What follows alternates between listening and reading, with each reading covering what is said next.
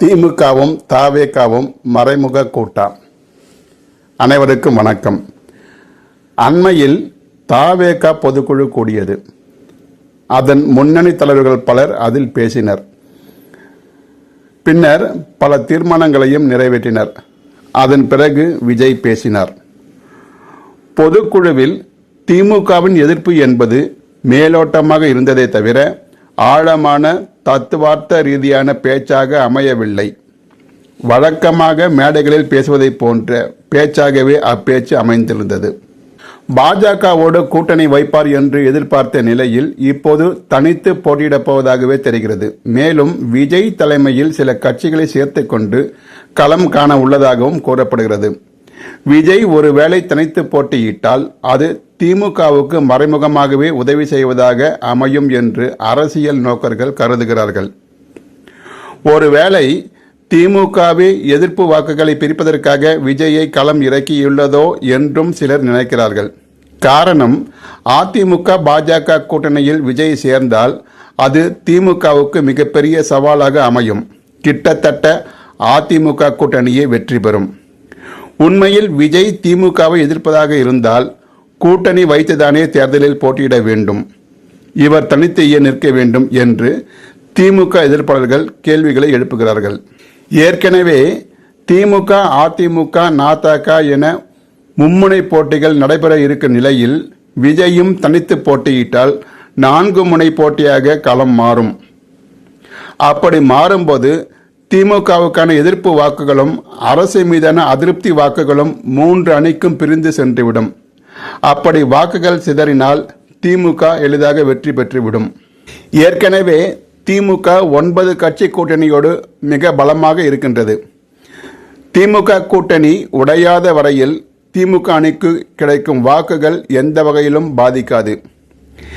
ஜெயலலிதாவும் கருணாநிதியும் இறந்து பல ஆண்டுகள் ஆன நிலையில் கடந்த ஆண்டு விஜய் கட்சி ஆரம்பிக்க என்ன காரணம் என்ற கேள்வியை சிலர் எழுப்புகின்றனர்.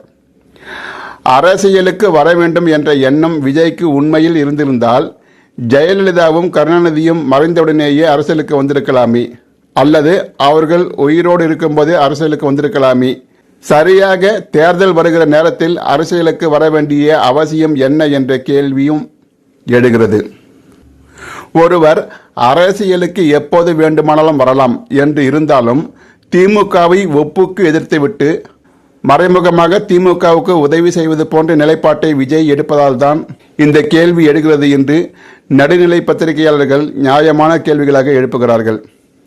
ஒருவேளை விஜய் எந்த கட்சியோடும் கூட்டணி வைக்காமல் தனித்துதான் நிற்க வேண்டும் என்று நினைத்திருந்தால் அதிமுகவோடு கூட்டணி பேசியிருக்க தேவையில்லையே என்ற கேள்வியையும் சிலர் எழுப்புகின்றனர். ஆளும் கட்சிகள் தாங்கள் வெற்றி பெறுவதற்காக செல்வாக்கு மிகுந்தவர்களை ஓட்டை பிரிப்பதற்காக அரசியலில் இறக்கிவிட்டு தாங்கள் வெற்றி பெற்று விடுவார்கள். இது கடந்த காலங்களில் நடந்த ஒன்று. குறிப்பாக 2016 ஏற்படுத்தப்பட்ட மக்கள் நல கூட்டணியை இதற்கு சான்று என்று சிலர் எடுத்து காட்டுகின்றனர். ஒருவேளை அப்போது மக்கள் நல கூட்டணி மட்டும் ஏற்படாமல் இருந்திருந்தால் அப்போதைய தேர்தலில் திமுக தான் ஆட்சியை பிடித்திருக்கும். ஆனால் அந்த வாய்ப்பு மக்கள் நல கூட்டணியால் தவறி போனது என்றும் அரசியல் நோக்கர்கள் கருதுகிறார்கள்.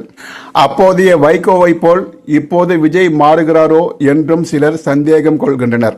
இன்னொரு சாரார் விஜயை திமுக இறக்கிவிட்டிருந்தால் விஜய் திமுகவைத்தானே கடுமையாக எதிர்க்கிறார், இது எப்படி என்ற கேள்விக்கு அரசியலில் இதெல்லாம் சாதாரணமப்பா என்று நடிகர் கவுண்டமணி பாணியில் பதில் சொல்லுகின்றனர்.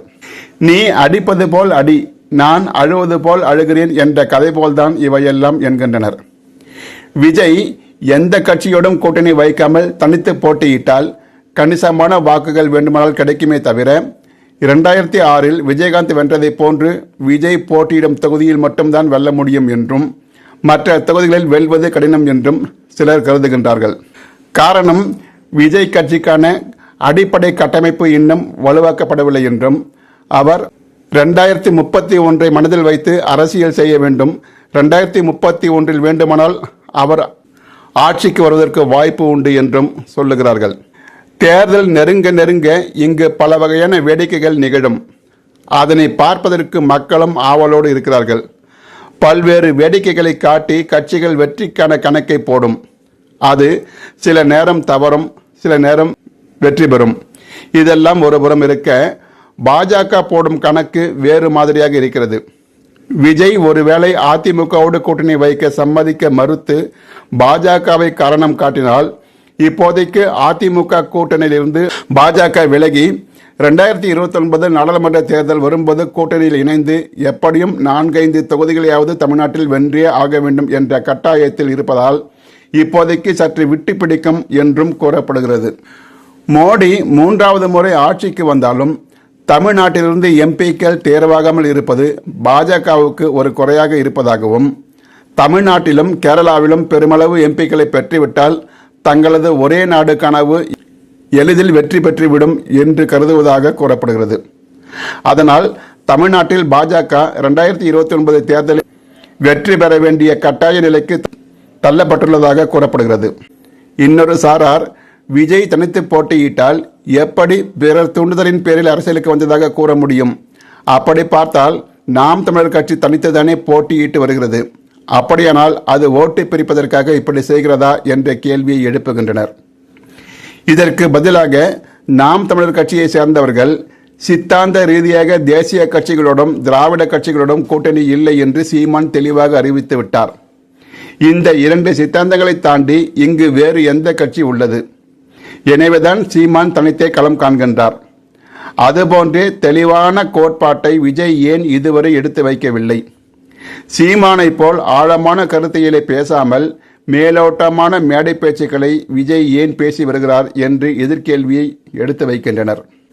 மேலும் தமிழ் தேசியத்திற்கு நேர் எதிர்கொண்டதுதான் திராவிட தேசியம். அப்படி இருக்கும்போது எப்படி தமிழ் தேசியம் ஒரு கண்ணாகவும் திராவிட தேசியம் ஒரு கண்ணாகவும் இருக்க முடியும் என்கின்ற கேள்விகளையும் அவர்கள் எழுப்புகின்றனர். அரசியல் களத்தில் இப்படி பல்வேறு கேள்விகள் பல்வேறு கோணங்களில் எழுப்பப்பட்டு வந்தாலும் இன்று போல் நாளை இருக்காது. நாளை என்பது நம் கையில் இல்லை. நாளை எதுவும் நடக்கலாம் என்ற தத்துவார்த்த ரீதியான சிந்தனையும் சிலரிடம் இருந்து வருகிறது. மொத்தத்தில் அனைத்தையும் கூட்டி கழித்து பார்த்தால் புது புது நாடகங்களை பொறுத்திருந்து பார்ப்போம் என்றே சொல்ல தோன்றுகிறது. எத்தனை நாடகங்களை அரசியல் கட்சிகள் நடத்தினாலும் ஏமாளி வாக்காளர்கள் இருக்கும் வரை அரசியல் கட்சிகளுக்கு நல்ல காலம் இருந்து கொண்டேதான் இருக்கும் என்பதே கசப்பான உண்மையாகும். அரசியல் களம் அடுத்து எப்படி நகரும் என்பதை பொறுத்திருந்து பார்ப்போம். நன்றி, வணக்கம்.